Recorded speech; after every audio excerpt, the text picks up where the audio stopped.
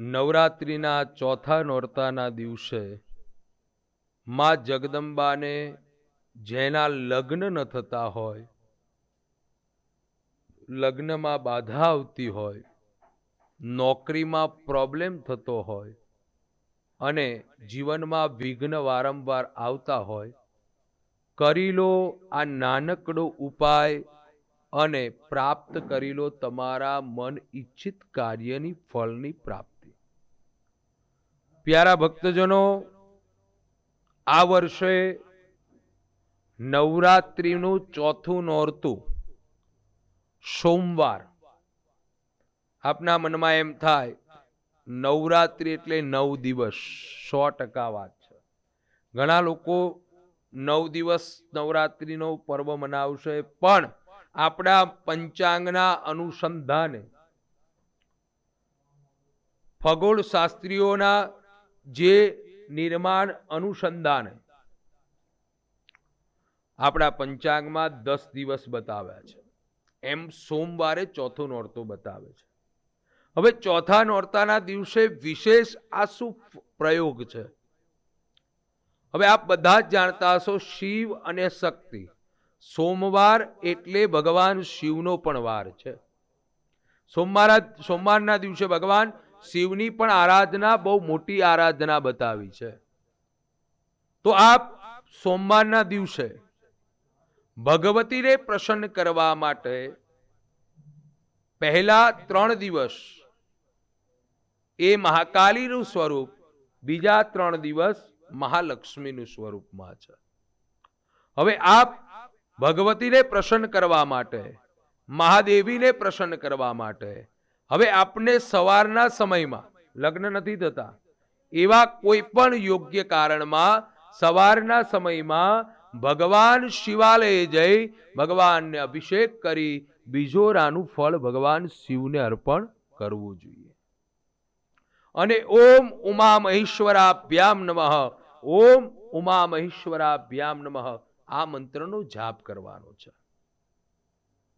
તમે માં ખોડિયારને માનો છો, તમે માં મેલડીને માનો છો, તમે માં શિકોતરને માનો છો, તમે મહાકાલીને માનો છો, જે ભગવતીને માનતા હોય એ ભગવતીને, એ જગદંબાઓને પ્રસન્ન કરવા માટે ચોથા નોરતાના દિવસે તમારે આ સંકલ્પ કરવાનો છે. માં જગદંબાની સામે સવારના સમયનું મેં આપને જણાવ્યું. સાંજનો સમય, રાત્રિનો સમય, નવરાત્રિ રાત્રિના સમય માતાજીની સામે બેસી અને બને એટલો આનંદનો ગરબો કરવાનો છે. 9 દિવસ આનંદનો ગરબો તો કરવો ફરજિયાત છે, પણ નવરાત્રિના ચોથા નોરતાના દિવસે આનંદનો ગરબો કરવાનો ફરજિયાત. આજ મુને આનંદ વાદ્યો અતિ ઘણોમાં, ગાવા ગરબા ચંદ બહુચર માત તણોમાં. આ આનંદનો ગરબો જે છે માતાજીનો, એ આનંદના ગરબા કરતું રહેવાનું છે. હવે જે આનંદનો ગરબો કરી રહ્યા છો એ પહેલા શું કરવાનું છે? તો તમારે એક શ્રીફળ લેવાનું છે. એ શ્રીફળને છોલી નાખવાનું છે, છાલા ઉતારી દેવાના છે. પછી શ્રીફળને સ્વસ્તિક શ્રીફળની ઉપર કરવાનું છે. સ્વસ્તિક શ્રીફળની ઉપર કરી 2 દાણા ચોખા મૂકી અને માતાજીના ચરણમાં મૂકી અને આનંદના ગરબાની શરૂઆત કરવાની છે. 3 કલાક સુધી આનંદનો ગરબો કરવાનો છે, જેટલા થાય એટલા. કદાચ એક આનંદનો ગરબો કર્યા પછી જો તમે મંત્ર જાપ આ મંત્રથી કરો તો પણ ચાલશે. એ મંત્ર છે કે સર્વ મંગલ મંગલ્ય શિવે સર્વાર્થ સાધિકે શરણ્યે ત્રંબકે ગૌરી નારાયણી નમોસ્તુતે. યા દેવી સર્વભૂતેષુ માં લક્ષ્મી રૂપેણ સંસ્થિતા નમસ્તસ્યે નમસ્તસ્યે નમસ્તસ્યે નમો નમઃ. આ મંત્રનો જાપ કરજો તો પણ વાંધો નથી. 3 કલાક સુધી માની સામે એક જગ્યાએ બેસી આ મંત્રનો જાપ ચોથા નોરતાના દિવસે કરવામાં આવશે તો તમારી ઈચ્છિત કામના સિદ્ધ થશે.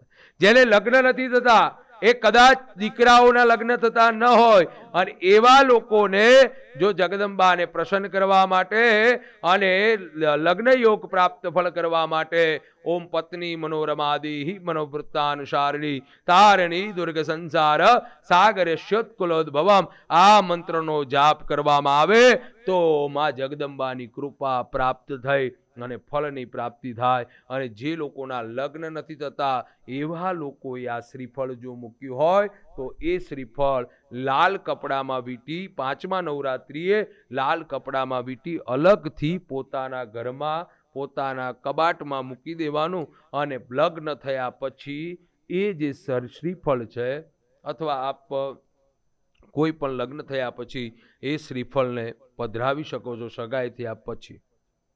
આ એક ઉપાય છે. એમાં કોઈ માતાજીનો વાસ નથી કરવાનો, એમાં કોઈ બીજો કોઈ વાસ નથી કરવાનો, પણ માતાજીની દ્રષ્ટિથી મળેલું ફળ તમે તમારી પાસે રાખો તો એનું ફળ મળે. આપણા મનમાં સંશય થાય કે મહારાજ આપ શ્રીફળ આ મૂકી દઈએ ને અમારું આમ થાય તેમ. કઈ ન થાય. તમે ફળ માતાજીની પાસે લો છો. તમે જે આનંદનું ગરબો કરો છો એનું ફળ મળે છે. તમે જે જપ પાઠ કરો છો એનું ફળ મળે છે. અને એ ફળ તમારી પાસે રહે તો એનું વિશેષ ફળ પ્રાપ્ત થાય. તો વાલા ભક્તો, આપણે વિશેષ ફળની અનુસંધાને જોઈએ.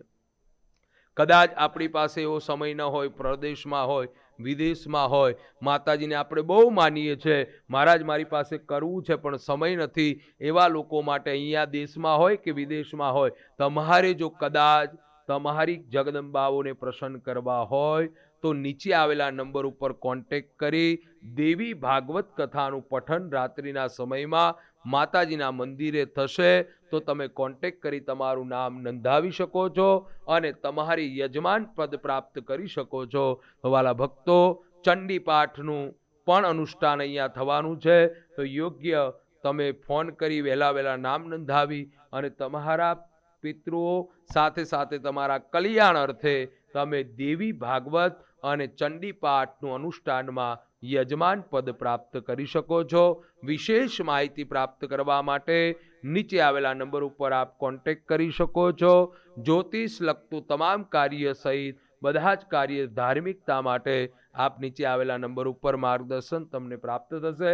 સાથે સાથે રૂબરૂ મુલાકાત માટે શનિવાર અને રવિવાર આણંદ જિલ્લો, તારાપુર તાલુકો, મોરજ ગામ, ઉમિયા માતાજીના મંદિરે રૂબરૂ મુલાકાત સવારે 9 થી 12 સમયમાં તમે પ્રાપ્ત કરી શકો છો. કરી લો. નવરાત્રિના ચોથા નોરતે સોમવારના દિવસે સવારમાં શિવ પૂજન અને સાંજે શક્તિનું પૂજન આ પ્રમાણે કરો. સ્તોત્રનો ગરબાનો પાઠ આ પ્રમાણે ભગવતીની કૃપા થશે. સંતાનના લગ્ન યોગમાં વિક્ષેદ હશે તો એ લગ્ન યોગ જલ્દીથી પ્રાપ્ત થશે. તમારી મિલકતમાં પ્રોબ્લેમ હશે તો એ પણ ચોક્કસ ભગવતીની કૃપા પ્રાપ્ત થશે.